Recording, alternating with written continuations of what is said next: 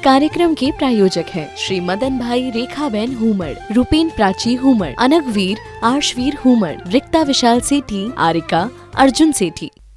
आपने गौर किया होगा, तमाकू खाने वाला 10 मिनट तक तमाकू बनाता है, रगड़ रगड़ करके ठोक ठोक करके 10 मिनट तक तमाकू बनाता है, और खाने से पहले आसपास बैठे हुए लोगों की तरफ हाथ बढ़ाता है।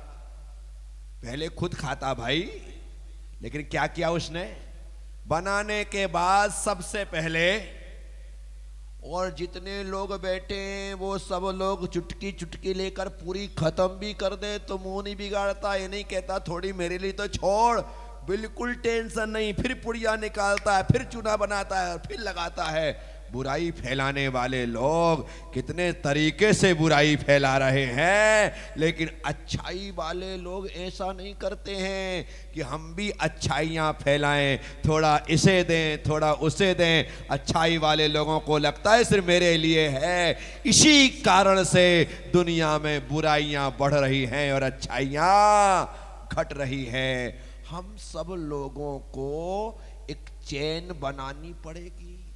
यदि हम अच्छे लोग हैं तो अच्छे लोगों का एक समूह बनाना पड़ेगा। जो गुटखा नहीं खाते हैं उनका एक संगठन होना चाहिए, 25, 50, 100 लोगों का संगठन होना चाहिए, 200 लोगों का संगठन होना चाहिए। अब वो संगठन हो, जो लोग गुटखा खाते हैं उन 25-50 लोगों को पूरी तरह से सामने वाले को टारगेट करना चाहिए कि कुछ भी हो महीने भर में इसका गुटखा त्याग करवा करके अपने संगठन की सदस्यता देनी है, इसे शामिल करना है। ऐसा हम कर ही नहीं रहे। जुआरियों ने जुआरियों की फौज खड़ी कर दी, कबाड़ियों ने कबाड़ियों की फौज खड़ी कर दी, पियक्कड़ों ने पियक्कड़ों की फौज खड़ी कर दी। सब लोग अपना ग्रुप बढ़ा रहे हैं, हम लोग क्यों पीछे हैं? मैं आप सबसे कहता हूं, अच्छे लोगों को चाहिए कि बुरे लोगों को अच्छा बना करके अपनी टीम में शामिल करें, उन्हें अपने साथ बिठाने की योग्यता प्रदान करें।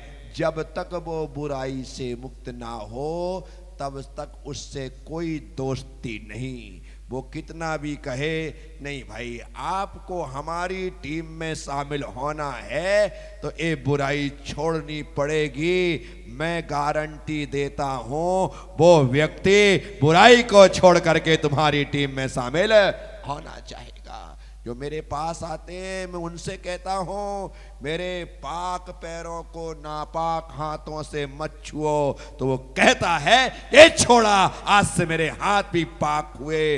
वो मुझे करना पड़ेगा, तभी जाकर के हो सकता है ना। टीम तो बनानी पड़ेगी, टीम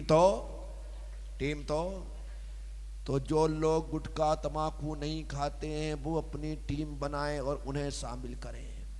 जो लोग बीड़ी सिगरेट नहीं पीते हैं वो अपनी टीम बनाएं और जो लोग पीते हैं उनका छुड़वा करके त्याग अपने टीम में शामिल करें। जो लोग पूरी तरह से शाकाहारी हैं 100%, वो लोग अपनी टीम बनाएं, और जो मांस खाते हैं, अंडा खाते हैं, मछली खाते हैं, मटन खाते हैं, ये गंदी चीज़ों को खाते हैं, उन लोगों को समझा करके त्याग कराएं और अपनी टीम में शामिल करें। ये प्रयास हर व्यक्ति को करना पड़ेगा, हर व्यक्ति को। मैं सिर्फ यहाँ पर प्रवचन करता रहूं और तुम सुधर जाओ या सब सुधर जाएं, ऐसा संभव? क्योंकि मेरे पास जितने लोग आते हैं उसमें 99% सुधरे हुए आते हैं। कैसे आते हैं? अच्छे लोग आते हैं, 99% अच्छे लोग आ रहे हैं, 1-8% जो थोड़ी संगत के कारण है, लेकिन उसने सुना और आ गया तो वो भी सुधर जाता। लेकिन तुम जिनके साथ उठते बैठते हो वो तो 100% बुरे लोग होते हैं।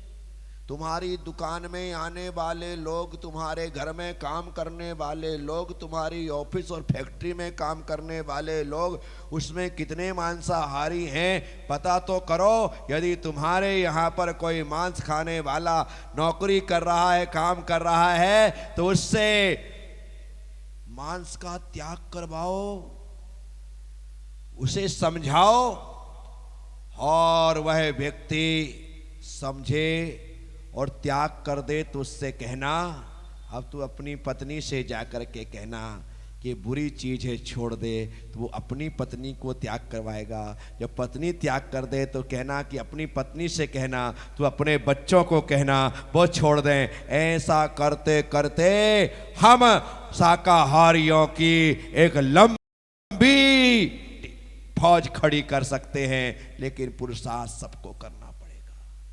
कोई जरूरतमंद होते हैं, उन्हें आवश्यकता होती है, तुम्हारे घर में नौकरी करते हैं, उनकी बेटी की शादी होती है, वो उम्मीद रखते हैं कि सेठ हमें 25,000 रुपये उधार दे दे, बाद में हम धीरे धीरे कटवा देंगे। उस व्यक्ति को तुम 25,000 रुपये देना और कहना कि ये 25,000 रुपये उधार में नहीं, मैं तुझे ही देता हूं, लेकिन एक संकल्प कर ले कि तेरा परिवार आज से पूरा शाकाहारी बनकर के जीवन जिएगा। 25,000 50,000 में कोई परिवार शाकाहारी बनता है तो लगा देना, क्योंकि आप यदि एक जीव की हिंसा को टालते हो, अर्थात एक जीव को अभय दान तुम्हारे द्वारा प्राप्त होता है, तो आप झालावाड़ में बैठे बैठे चारों धाम की यात्रा का पुण्य अर्जित कर लेते हो, क्योंकि जीव को आपने अभय दान प्रदान किया है। इसलिए इस मिशन को आगे बढ़ाओ, अपने घर में काम वाली बाई से काम कराओ, वो तुमसे महीने के 500 रुपये 400 रुपये 300 रुपये जो रुपये ले रही है उसे दो। पता करो कि वह शाकाहारी है मांसाहारी है। यदि वह मांस ग्रहण करती है तो उससे कहना, मैं तुझे 300 नहीं 500 रुपये महीने दूंगी, लेकिन तू मांस खाने का त्याग कर दे। प्रयास करिए, हर व्यक्ति को प्रयास करना पड़ेगा। शराब पीने वाले की शराब छुड़वाओ। जब ये करेंगे तभी जाकर के ये प्रवचन सफलीभूत है।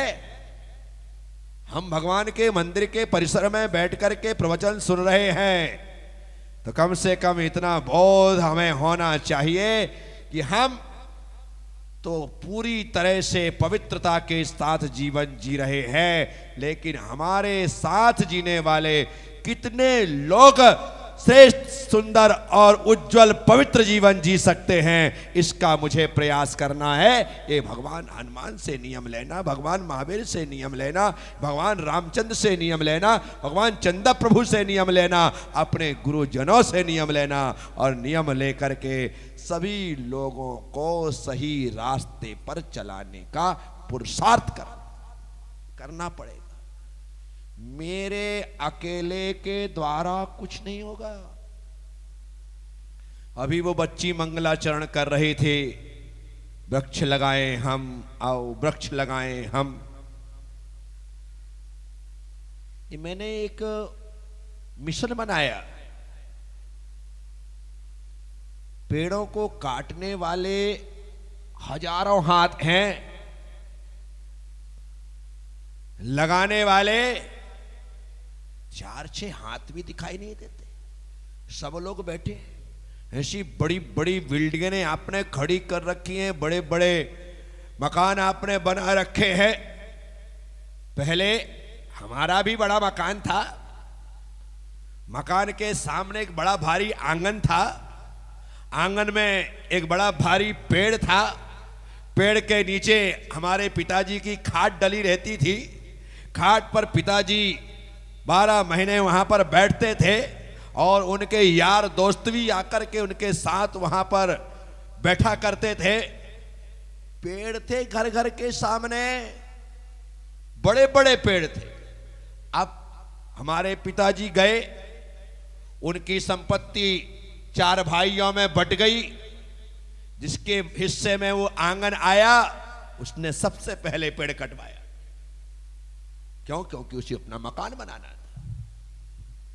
लो, जिस पेड़ के नीचे बैठ करके पिताजी सुख की सांस लेते थे और पूरे परिवार को उस पेड़ के द्वारा जीने के लिए शुद्ध ऑक्सीजन मिलता था, वो पेड़ काट दिया गया। साथियों, कितने लोग हैं जो पेड़ लगा रहे? मैं आपसे पूछूं कि कितने लोगों ने अभी तक वृक्षारोपण, पौधारोपण किया है? भले एक पेड़ घर के गमले वाले पौधे नहीं चलेंगे। ये बड़े पेड़, जो बरगद का पेड़ लगा है, पीपल का पेड़ लगा है, आम का पेड़ लगा है, नीम और जामुन का पेड़ लगा है, ये जो बड़े पेड़ हैं, इनकी बात कर रहा हूं। गमलों में तो बहुत से लोग गुलाब के, मोंगरे के पौधे लगा करके बैठे हैं, उन पौधों की बात नहीं। किसने वृक्षारोपण किया? अपने हाथों से 1, 2, 4 पेड़ लगाए। देखो सही, इतने ही हाथ उठ रहे हैं। बाकी लोग पेड़ का फल खाना चाहते हैं, बोलो हाँ।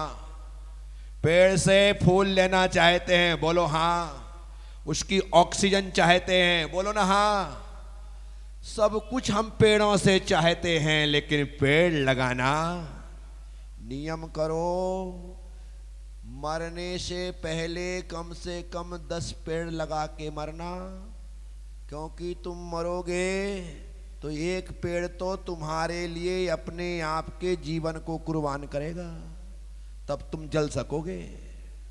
क्या इतनी लकड़ियां तुम्हें लगने वाली हैं? बर्बाद जलेगा।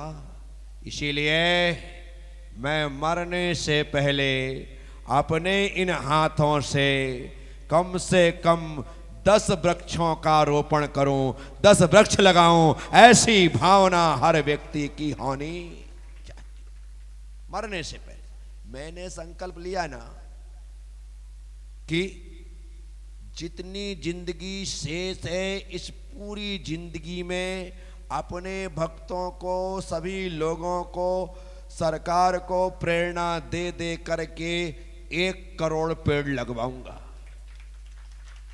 कितने? ये कोई छोटा मोटा संकल्प नहीं है, बहुत भारी संकल्प है।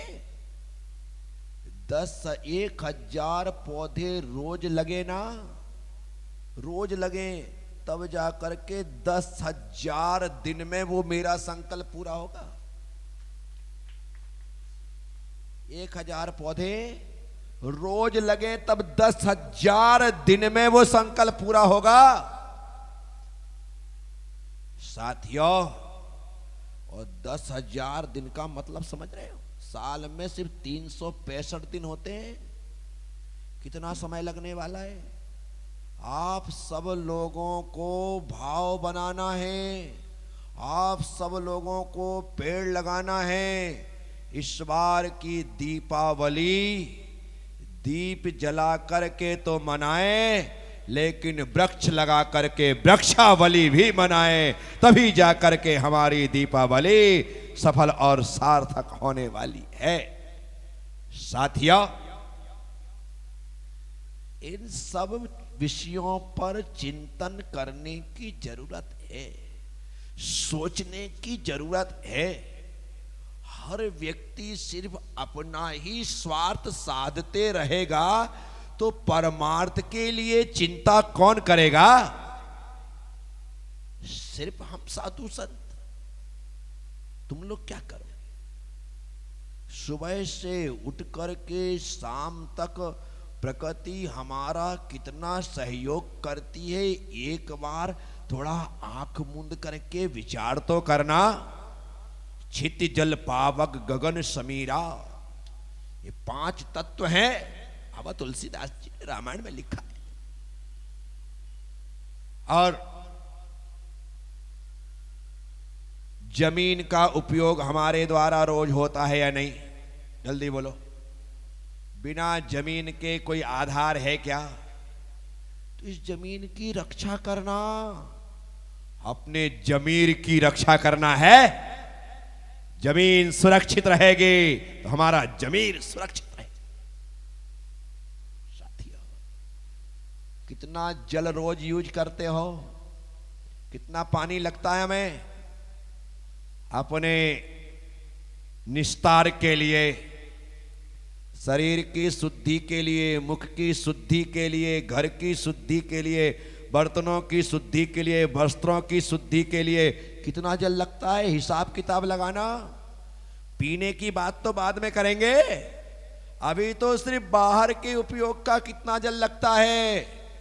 पहले के लोग कम से कम पानी का उपयोग करते थे, इसलिए पहले हर नदियों में अमृत की धारा बहती थी, नदियां सूखती नहीं थी। आजकल, पहले सभी लोग जंगल जाते थे तो एक लोटा में पूरा काम हो जाता था। अब तो जाते ही पहले फ्लश दबाओ, एक बाल्टी गई, करो उसके बाद फिर फ्लश दबाओ, दूसरी बाल्टी गई। बाथरूम में आओ, वहां पर आपने हाथ आदि धोया, नल चालू है, पानी बह रहा है, आप बहा रहे हैं। उसके बाद आगे बढ़ो, नहाने बैठे तो आदमी को बाल्टी से नहाने में मजा नहीं आता, शावर चालू करो, अब कितना पानी जा रहा है पता ही नहीं है, साबुन पर साबुन बह रही है। विचार करना, एक बार तुम फ्रेश होने के लिए, नहाने के लिए जाते हो, कितना पानी लगता होगा? ताऊ जी, 5 बाल्टी 6 बाल्टी कम से कम एक बार में यूज होता है।